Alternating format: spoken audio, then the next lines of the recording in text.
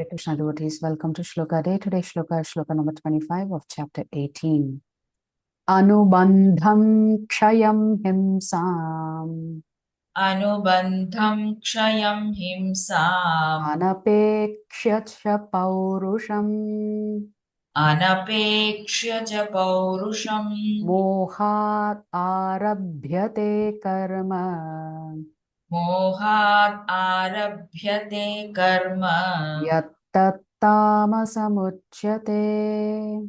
yattattamasam uchyate. Word for word meaning, translation and purport by His Divine Grace, Srila A.C. Bhaktivedanta Swami Prabhupada, Srila Prabhupada ki Jai. Anubandham, Anubandham of future bondage.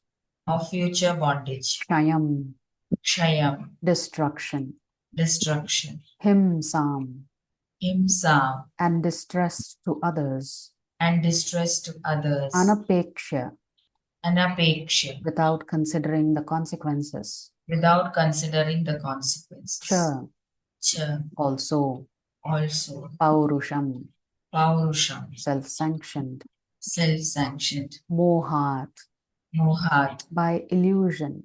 by illusion. Arabhyate, Arabhyate is begun. is begun. Karma, Karma work.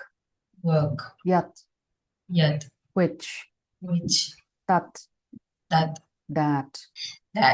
Tamasam, tamasam in the mode of ignorance. in the mode of ignorance. Uchyate, Uchyate is said to be. is said to be. Translation: that action performed an illusion.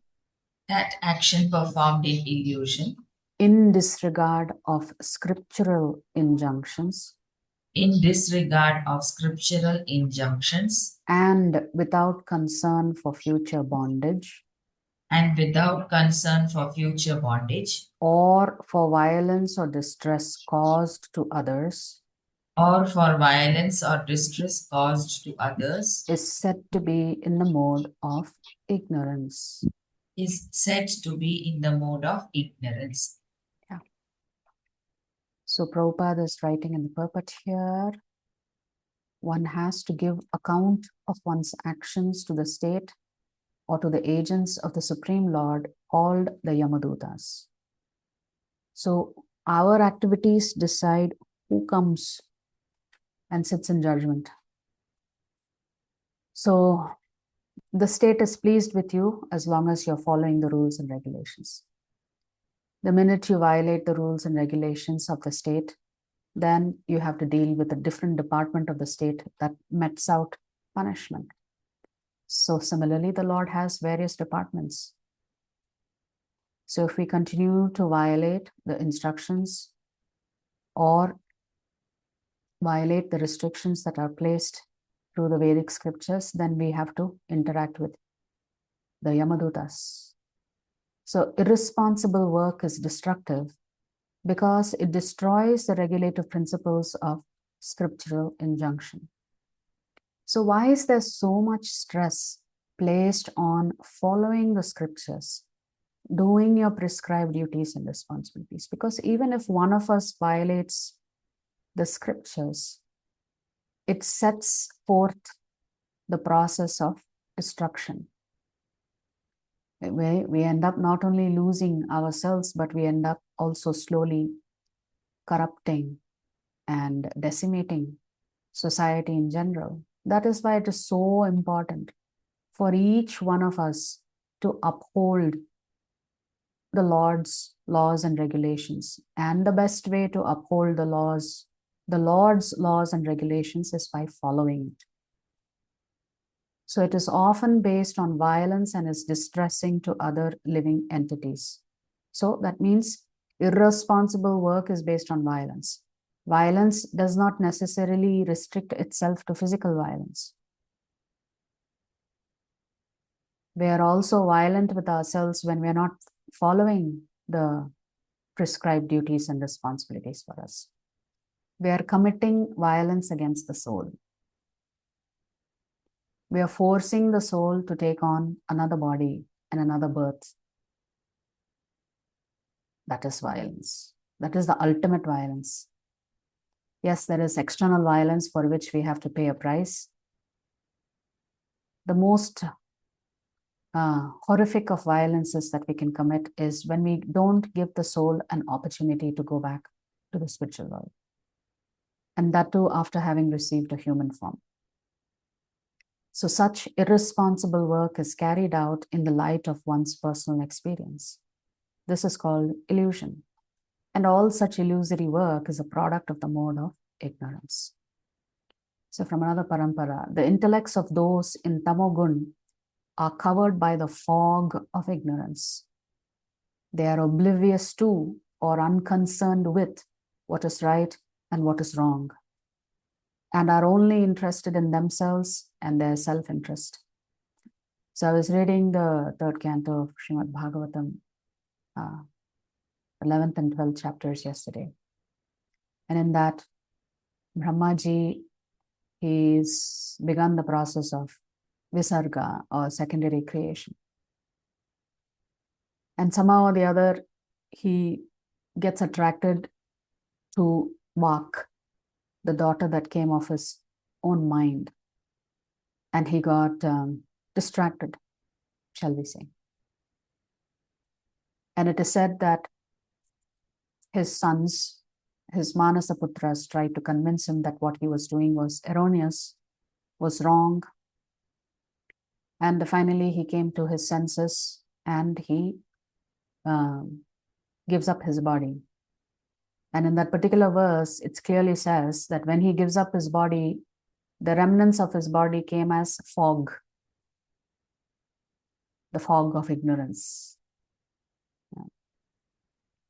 So when you're working only in your self-interest, and which is destructive, then you are working in the mode of ignorance. They pay no heed to money or resources at hand, or even to the hardships incurred by others.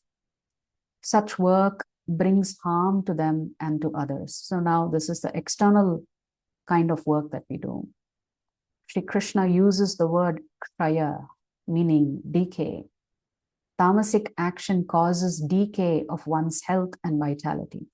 So externally, we are self-destructive. Internally also, we are very self-destructive, because what happens is that the consciousness is being degraded.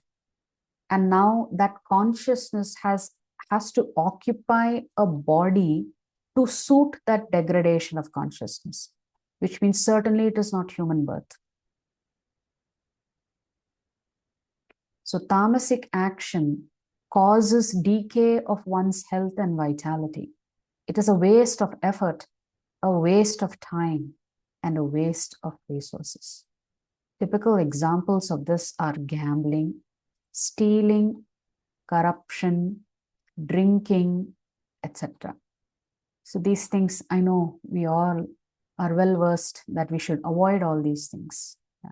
So Krishna is talking about activities done under the influence of the mode of ignorance. But the ultimate epitome of ignorance is not to do any bhajan at all, not to do any bhakti yoga. So when nothing is worth fighting for, anything can provoke a fight. So His Grace Chaitanya Charan Prabhu writes his realizations on this particular verse. If we see two people fighting over something trivial, we would naturally wonder, why are they making such a big issue of this? People fight not just because something is a big issue, but also because they have nothing important in their life, and so end up making something trivial important. I am sure many of us have observed this. Some people will pick a fight over the most smallest and insignificant of things. And how do we understand this? They don't have any greater purpose in life. When you don't have that ultimate purpose in life, you will waste a lot of time on little things. And it'll just consume you. The Bhagavad Gita explains that we are all pushed around by the three modes of material nature: goodness, passion, and ignorance. And those who function in the mode of ignorance are given to violence at minor provocations, for they can't see things in proper perspective. Indeed, generations of wars sometimes happen because of some minor issues that are hundreds of years old. You know, that mentality of somebody did me wrong, I have to take revenge. And revenge is very sweet, even if it is delayed. So sometimes we may wait years to take revenge on another person. Of course, this also happens among nations as well.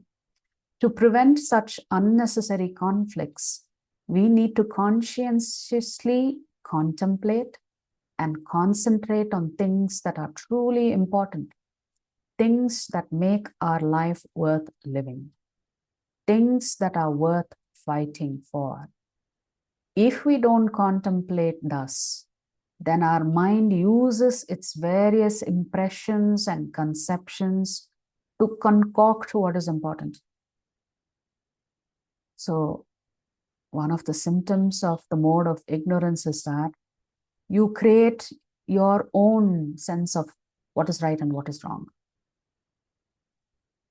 So you accept untruths as truths and truths as untruths. That's what Krishna says people do under the mode of ignorance.